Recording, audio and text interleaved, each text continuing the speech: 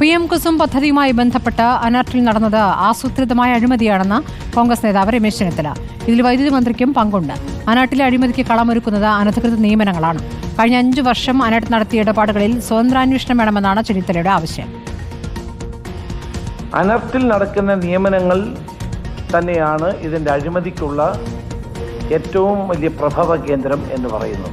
അനർട്ടിൻ്റെ CEO ആയ നരേന്ദ്രനാഥ് വെലൂരി തൻ്റെ executive assistant ആയിരുന്ന വിനയ പി എന്ന താൽക്കാലിക ജീവനക്കാരനെ കോൺട്രാക്റ്റുള്ള EY വൻ ശമ്പളത്തിൽ നിയമിക്കുക മാത്രമല്ല, തൊട്ടടുത്ത ദിവസം തന്നെ അനർട്ടിലേക്ക് തിരിച്ച് ഡെപ്യൂട്ടേഷൻ അയക്കുകയാണ്. ഇതോടെ EYക്ക് എങ്ങനെയാണ് കൺസൾട്ടൻസി കിട്ടിയത് എന്ന് വളരെ വ്യക്തമാണ്.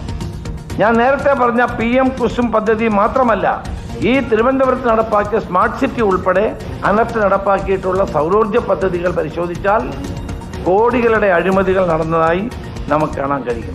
കഴിഞ്ഞ 5 വർഷത്തെ അനർട്ടിൻ്റെ എല്ലാ ഇടപാടുകളും ഒരു സ്വതന്ത്ര ഏജൻസിയെ കൊണ്ടോ ഒരു ഫോറൻസിക് ഏജൻസിയെ കൊണ്ട് ഒരു ഫോറൻസിക് ഓഡിറ്റിന് വിധേയമാക്കണമെന്നുള്ളതാണ്.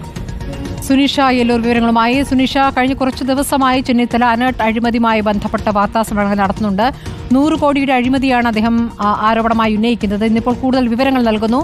തെളിവുകളുണ്ടെങ്കിൽ നൽകൂ എന്നാണ് വൈദ്യുതി മന്ത്രി ഇതിനോട് അന്ന് പ്രതികരിച്ചിരുന്നത്. ഇപ്പോൾ എന്തെങ്കിലും തെളിവുകൾ ഹാജരാക്കിയുള്ള ആരോപണങ്ങളാണോ അദ്ദേഹം ഉന്നയിക്കുന്നത്? സുനിഷ. സ്മൃതി, തെളിവുകൾ നിരത്തി തന്നെയാണ് രമേശ് ചെന്നിത്തല ഇപ്പോഴും ആരോപണവുമായി വന്നിരിക്കുന്നത്. നേരത്തെ തന്നെ പറഞ്ഞതാണ് ഈ PM കുസും പദ്ധതി വഴി അനർട്ട 100 കോടിയുടെ അഴിമതിയാണ് നടത്തുന്നത് എന്ന്. കൃത്യമായി തന്നെ എങ്ങനെയാണ് ഈ കരാറിൽ EY കമ്പനി എത്തുന്നത് എന്നതടക്കമുള്ള തെളിവുകൾ നിരത്തിയാണ് അദ്ദേഹം ഇന്നും പ്രതികരിച്ചത്. അതായത് പ്രധാനമായും പറഞ്ഞിരിക്കുന്നത് ഇത്തരത്തിലുള്ള അനർട്ടിലെ നിയമനങ്ങൾ തന്നെയാണ് ഈ അഴിമതിക്ക് കളമൊരുക്കുന്നത് എന്നതാണ്. അതിൽ പ്രധാനമായും പറഞ്ഞത് അനർട്ടിൽ നിന്നും പിരിച്ചുവിട്ട ഒരാളെ EY കമ്പനിയിലേക്ക് എടുക്കുന്നു, അതിനുശേഷം ഡെപ്യൂട്ടേഷൻ എന്ന രീതിയിൽ അനർട്ടിലേക്ക് തന്നെ തിരിച്ചെത്തുന്നു എന്നുള്ളതാണ്. അങ്ങനെയെങ്കിൽ ആ രീതിയിലായിരിക്കാം കരാർ ഏർപ്പെടുന്നതുമായി ബന്ധപ്പെട്ടുകൊണ്ട് EY കമ്പനിക്ക് ഇവിടേക്ക് എത്താൻ കഴിഞ്ഞത് എന്നുള്ളതാണ് രമേശ് ചെന്നിത്തല എടുത്തു പറയുന്നത്.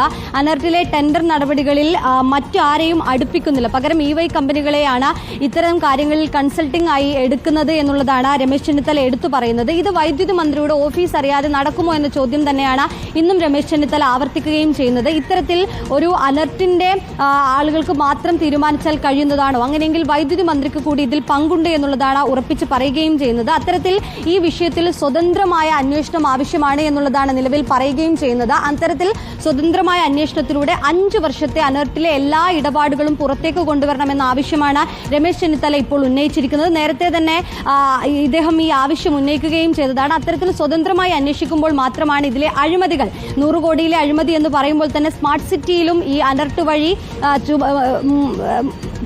വഴി ഉണ്ടായിരിക്കുന്ന പദ്ധതികൾ, അതായത് സ്മാർട്ട് സിറ്റിയിലും അനർട്ട് നടപ്പാക്കിയ പദ്ധതികളിലെ അഴിമതികൾ കൂടി പുറത്തു കൊണ്ടുവരണമെന്നുള്ളതാണ് ഇപ്പോൾ രമേശ് ചെന്നിത്തല ആവശ്യപ്പെട്ടിരിക്കുന്നത്. അത്തരത്തിൽ ഓരോ പദ്ധതികളും അനർട്ട് വഴി സംസ്ഥാനത്തൊട്ടാകെ നടന്നിരിക്കുന്ന വിവിധ പദ്ധതികളിൽ ഏത് തരത്തിലാണ് പണം ചെലവായിട്ടുള്ളത്, എങ്ങനെയൊക്കെ അഴിമതി നടന്നിട്ടുണ്ട്, അതൊക്കെ തന്നെയും പരിശോധിക്കപ്പെടേണ്ടതുണ്ട്. സ്വതന്ത്ര ഏജൻസി വെച്ച് തന്നെ അന്വേഷണം നടക്കണമെന്ന ആവശ്യമാണ് പ്രധാനമായും ഉയരുന്നത്. സ്മൃതി. സുനിഷ യെല്ലൂരാണ് വിവരങ്ങൾ നൽകിയത്.